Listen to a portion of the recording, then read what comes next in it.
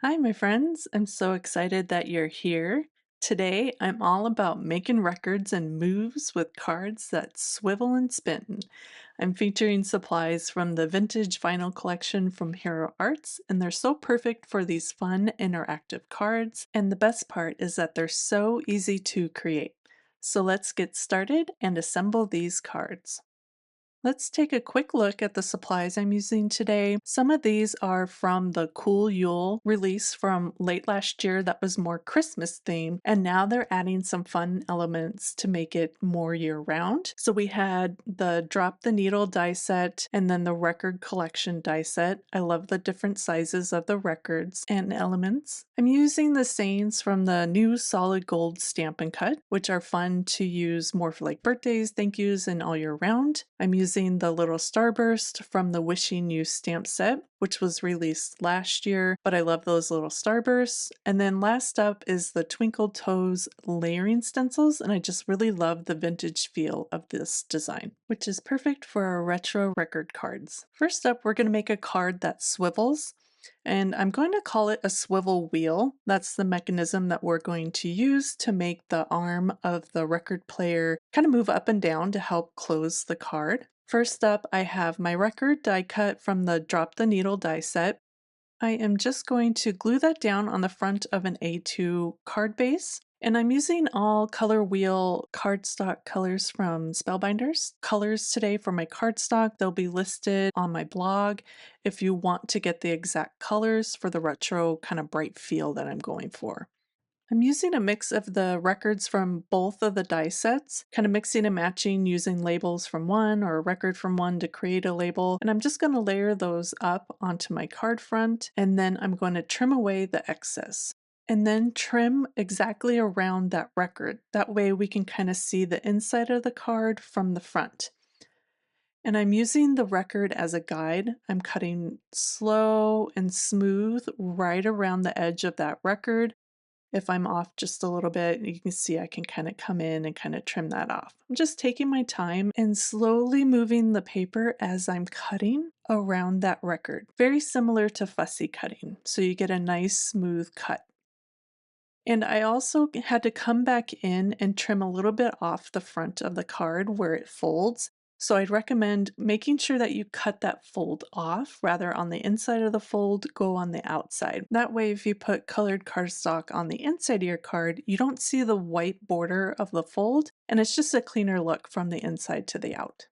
Great, so now on the inside of the card, I'm going to do a little bit of masking and stenciling.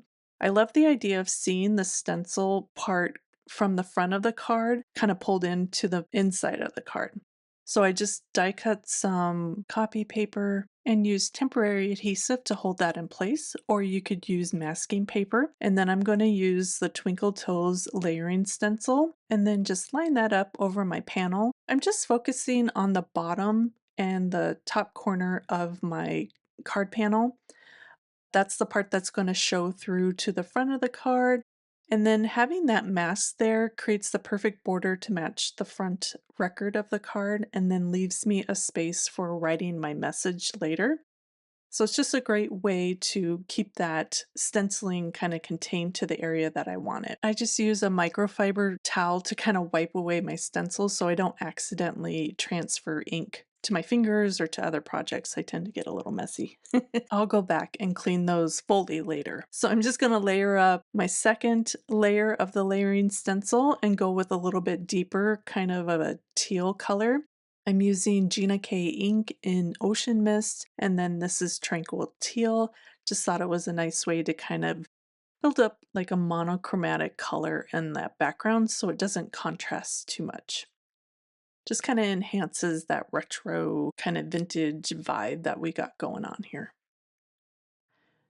And I'm just using a nice smooth motion when I'm blending with my blending brush, kind of lightly going over each area. What's cool about these inks is that they will kind of soak and blend out on their own. They have a smoothing agent in them, so they'll over time kind of smooth out. Perfect, so now I'm just kind of lining that up, praying that it lined up perfectly, and it did. Yay. So now we need to work on our swivel wheel, and this is what's going to move the arm of the record player. Just trying to find a place where I want to put the arm and where I have enough room for that swivel to happen. Kind of thinking about the size of the circle I'm using and the size of the object that I'm moving. And the best place would be in this bottom corner here. I think that's going to work the easiest and move the smoothest so the card can open and close easily too. Great, so now that I know where I want my arm, I'm just going to make some pencil marks on where I'm going to trim off the end of that arm. And then I also made a dot on where I want it to swivel from. So I made a dot on my panel, and then I also made a dot on my record player arm. And those dots will kind of line up. They don't have to be perfect. It just gives me an idea of where that swivel action is going to pivot from. Great, so now that I have a plan, let's go ahead and make our swivel wheel. I'm using a 3/4 inch circle punch. You could use a die, you could use whatever you have. It just needs to be sized in the corners so that you can't see it as it rotates and that it can rotate freely. Next, I'm going to just take a standard hole punch and hole punch out where I have that dot on my panel. Add another dot right in the center of that circle, and then I'm going to kind of trace the size of my hole punch, and that gives me an idea of where the center of that pivot point is. Now I'm going to use the size of my record player arm and kind of draw 2 lines out from the center of that circle. I'm creating 2 folds that are going to be glued to that arm, so I don't want them wider than the width of the arm of the record player. So that's why I'm using that as a guide. And then I'm just going to trim just so I'm right on the inside of the little circle. I want to make sure that it is just a little bit smaller, but I don't want to cut it off because we need those to bend up and kind of create little tabs where we fold up those little tabs and they'll kind of come up and be fed through the hole. And then we can glue them to the arm of our record player.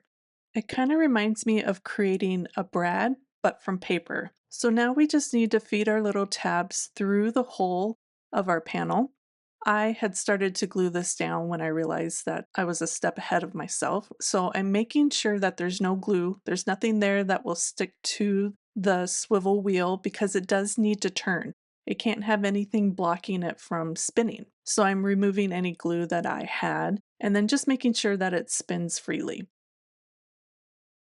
I'm just kind of double checking that those brad arms from the swivel wheel are hidden behind the arm of the record player.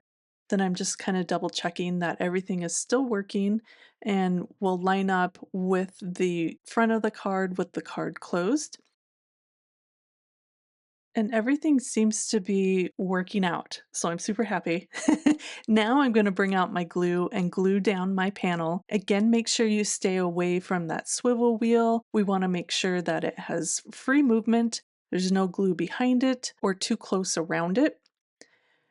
And then I'm just making sure that that's nice and secure and that the front of my flap for the record is moving freely. And now we just need to attach the arm. And I'm just gonna kind of line that up with the tabs on our swivel wheel, add a little bit of glue. I don't want too much because I don't want to squeeze it out and then end up gluing those tabs to my panel. I only want it to glue to the arm of the record player.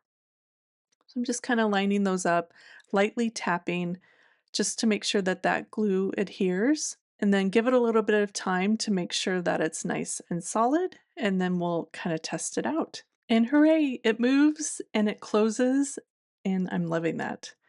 So I just kind of finished off by adding my sentiment and the little starburst from the stamp sets. I love how easy it is to just stamp these out and use the coordinating dies, and then you can just kind of decorate with whatever sentiment you like. Now, I'm not really happy with the way that that arm is kind of popping up.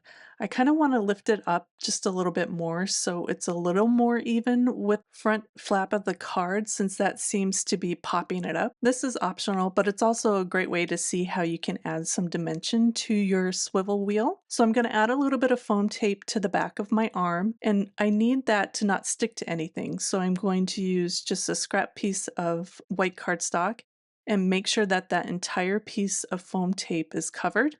I just die cut it with the arm of the die so they were the exact same size. And now we're just going to glue that in place. That way we know that the little swivel wheel will be safe from the foam adhesive and will have full swivel motion. There won't be any restriction. And then we also have just a little bit of lift to help kind of reduce some of that poppage. Record front flap of the card just looks a little more even. Yeeks, I'm so excited that this works, that it moves smoothly, and it does feel solid. And it's just a fun way to open up a card. Alrighty, let's move on to card number 2. I just have a kind of square rectangle piece of cardstock, and I'm going to do just a little bit of light blending. I wanted it to be really subtle. I didn't want a lot of pattern to really too busy with the card. There's a lot of bright colors, there's motion, there's a lot of things going on. So I'm just kind of keeping the pattern from the stencil nice and simple using the starburst. And then I'm just going to round the corners on the two sides. The opposite corners kind of gives us this retro like feel of a record player to help build that shape. And then I'm just going to glue that right to the center of my card front here.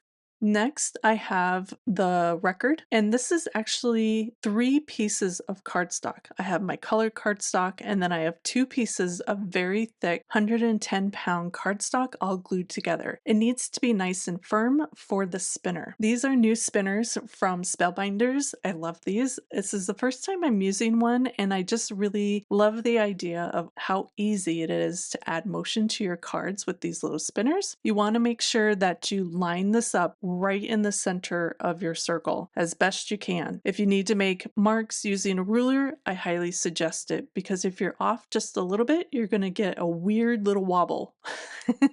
It won't spin evenly. I am just using some liquid adhesive. It worked well for me. I did give it a good amount of time to cure, and I did place a little block on top just to make sure it had really great contact. And then I left it to dry for quite a while, maybe 15 minutes or so. If you don't use a good glue, like Elmer's is not going to hold for you, maybe try glue dots or something like that, hot glue gun. You just want to make sure that it gets a nice solid adhesion. That way you'll get a nice spin. And now I'm just going to do some decorating of my record. I used that little record and die cut out a piece from the label from the 2 different die sets. And then I'm going to layer those up to decorate the front. I was so excited to get my spinner kind of moving and to play with that I probably should have decorated my record first. And you'll see why. Because as I'm trying to add my elements, the little sucker keeps trying to spin on me. So I would recommend decorating your element before you add the spinner. Just a lesson I learned. So I'm going to add my little label pieces in the fun colors, and then add my sentiments. This one says, "For the record, happy birthday." Again, I stamped and die cut those using the solid gold Stampin' Cut, and then added a few starburst from the Wishing You stamp set. I just love the whole retro feel of this. Just comes together, and it's so fun to play around with. And finally, we just have to add our little arm for this record player. Just gonna mark that off and trim it off to size. And then I added some foam tape to kind of lift it up. It wasn't lifted high enough to allow that spinning motion to happen, so I just doubled up my foam tape on the back of that arm. And then that was tall enough that it would still allow the record to spin underneath. Oh my gosh, yay. I love it. I have a working record player. If only it played music. And here's a final look at our cards again. This one with the swivel wheel motion, where the arm of the record player moves down and allows the card to be opened. This card where the record spins and pretends to play Happy Birthday. I just love the motion of both of these cards. It really is something extra, and these are the kind of cards that someone will love opening on their special day. As always, supplies are linked below and over at my blog, dahlhouse-designs.com. Thank you so much for creating with me today, and I'll see you again soon for another video. Bye.